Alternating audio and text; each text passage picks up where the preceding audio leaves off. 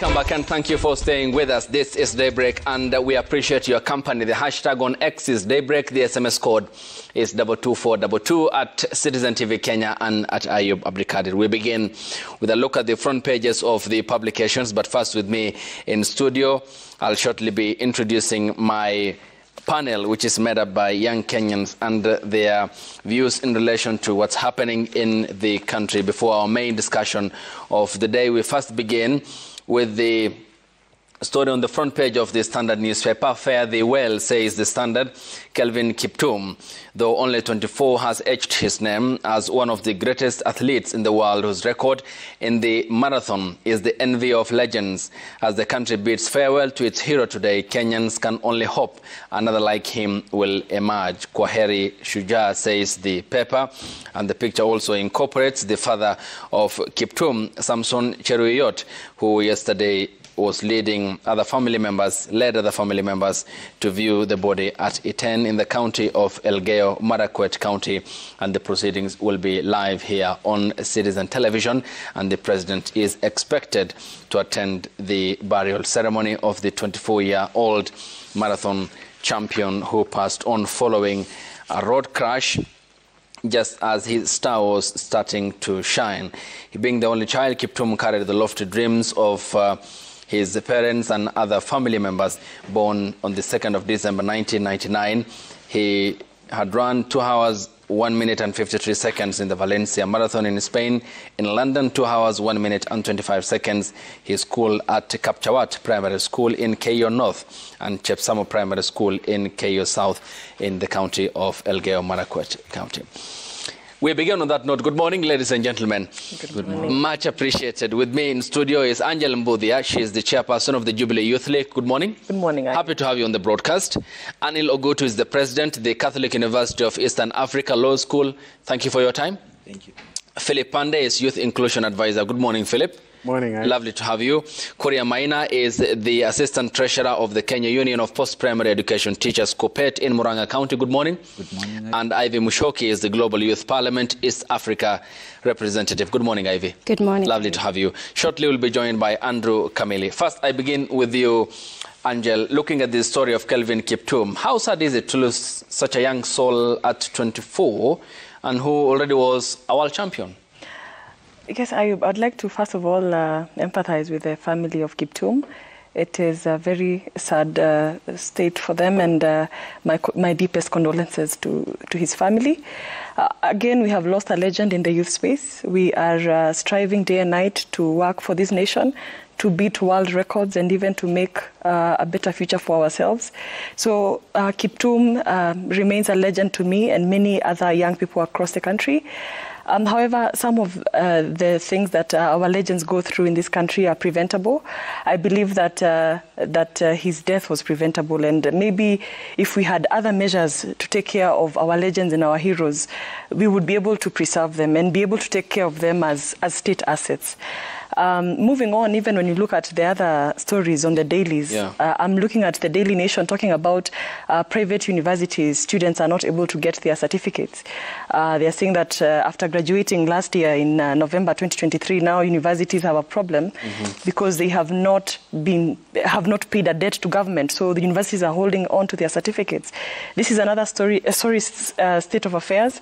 As a former student leader, as a champion of student rights in Kenya, it saddens me to see that a young person, a young man, woman who has fought and worked hard for 4 years in their time at the university, braved through the challenges of the university, taken themselves through school, avoiding pregnancies and avoiding drugs and all that, just to be denied a certificate when they only need it. We saw the African Union demanding a master's degree from anyone who is applying for the AU chairperson. So you can imagine that any young person who also has the ambition of becoming an AU chairperson cannot apply to that position because they do not have that certificate. So it is important that we give what rightfully belongs to the young people of Kenya to the young people of Kenya. Okay. Philip, what's your account of what will be happening later in the day in the county of Elgeyo Marakwet in regards to Kelvin Kiptum's burial? Ayub, very tragic in every sense, and it's a huge loss for Kenya as a nation. It's a huge loss for the African continent. It's a huge loss for the sports fraternity. And I'm here sitting and thinking about our succession plan in sports and in athletics. We are looking at somebody that we've always referred to as the GOAT, who is Eliud Kipchoge, in his heydays and about to exit the stage as we know it. And we thought of Kelvin Kiptum as, the next in line. And at 24, exiting with such a pedigree of skills and ability to compete on the global platform, Kenya has greatly lost. And the sports sector is not just mourning. The sport sector is affected in a great way. I've seen the minister in charge of sports having to be in Rwanda the other day for the burial of the coach. Again today, having to attend the funeral of one of his best in the sector, and I don't know what is going in his mind. And I think, much as we say that we would be able to prevent death or address such a situation, my thinking is death is such a natural thing. You exit whichever way. It's just unfortunate that Kiptum had to exit the road accident way. We hope that it brings some lessons. It helps us to, again, take care of our sportsmen. But again, what we are saying is this death is unfortunate. This death is a loss for the youth ecosystem, is a loss for the sporting industry, it's a loss for Kenya. Thank you. Anil, how a blow is this, especially from young people's perspective and the fraternity with which he had belonged, which is the bracket of being a youth and a young Kenyan, for that matter, who made strides in the marathon, not only made a household name here, but also across the globe. How blow is it? Okay, first of all, my deepest condolences to the family of Kelvin Kiptum. It is usually hard for a young person to rise to the levels that Kelvin Kiptum was, an international champion, a world champion for that matter, at the age of 24. It is extreme. If there is any definition of a GOAT, then that is a GOAT, okay? And if you look at it in the youth perspective, rarely do youth or young people make it at that age. And most of them, they will want to engage in other, things to get to where Kiptum would unfortunately passed away when he was there. But then if you look at it in that perspective of having been successful as a result of championing, or rather being great in his own talent, then that is a very big blow for the youth.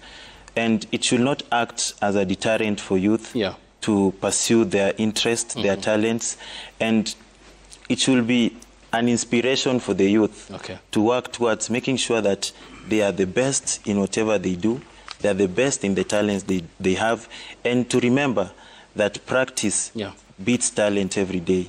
And Kiptum practiced so hard in that he was a world champion. So let this be an inspiration to all the youth. Kure Kimani, how devastation is this? First is to say the deepest condolences to the family of Kiptum. Loss, we have had a loss. The youth have lost. Our country has lost. And I think it's a high time that we mentor young people, because the death, as my colleagues here have said, was premature, and that death would have been prevented. So there's a gap, and I think youth need to be mentored as far as life skills, life is concerned, and holistically, including all spheres of life. Thank you. Okay, Ayo Mushoki, coming to you. How big a loss is this for young Kenyans, the country as a whole, and the world? Okay, thank you so much, Ayub, for that question. For me, I believe that we've not just lost an icon, but we've lost a global leader, especially with regards to the issues that are going on in the world. We have sports as a way in which that it incorporates and brings people together. So I believe that even as much as his death has also been a significant role. It played a very significant role for the young people. I believe that it's also brought young people together.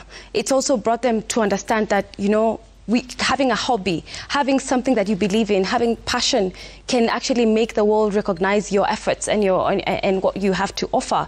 So for me, I believe that even the East Africa region, even the continent has lost someone who is going to even impact more souls, impact more young people to understand that sports can actually make you talented. It can even give hope to the people who are hopeless. So I believe it's a sad ordeal, and my condolences to the family and the country as a whole, because we're mourning not because of just a legend who was actually going to fit into the shoes of another legend, but because for the first time in history, a young person was actually leading the forefront of something that has never been before. So God rest his soul. Okay. And Andrew Kamili, he was a living example of what hard work can lead to in terms of attaining success with the less input, especially from, if you look at it from policy perspective, because largely it was getting onto the track and doing it your way before your name is recognized across the globe. Is he an idol for many young Kenyans who would want to aspire to become successful persons? Thank you very much, Ayub, and good morning. For me, I think Kiptum was quite an inspiration to so many young people, considering that the only other language apart from education that then brings people together so much in a proven fashion is sports. You'll see people watching football and they forget all where they're coming from and they're happy cheering. When you see Kenyans cheering their brothers on the track on the global stage, it's usually more about being Kenyan than being from whatever tribal extraction. So Kiptum was quite a big figure in this country. However, I look at it from the angle that when you become more popular, when you become more successful, there are a number of things that you need to adjust accordingly. And I think that calls for mentorship, particularly for young people who achieve success or attain such level of success at a very young age. It is not the very first time that our athletes are being involved in such kind of accidents. You remember the case of Rudisha, that then he sustained an injury that interfered with his career. You remember the very several cases that then caused a lot of challenges. Therefore, it calls for mentorship up to that level, that then going forward, our young athletes need to be mentored accordingly, so that then when they achieve such heights of success, they'll be able to know how to handle themselves better. You'll consider that when you grow to such levels of success, you'll be traveling more. You'll be meeting more people that then would expose your life to threat and danger. So in my view, then, the death of Kiptum is very unfortunate. It exposes the country to a big gap where we were not sure we'd get another Kiptum in the near future.